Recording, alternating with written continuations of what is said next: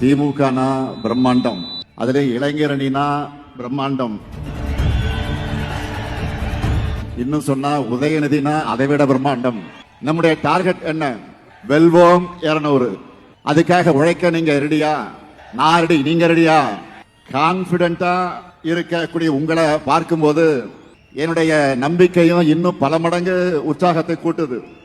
நீங்க ஒவ்வொருத்தரும் தந்தை பெரியாருடைய கொள்கை வாரிசுகள், பேரறிஞர் அண்ணாவுடைய கொள்கை வாரிசுகள், முத்தமிழறிஞர் தலைவர் கலைஞருடைய கொள்கை வாரிசுகள்.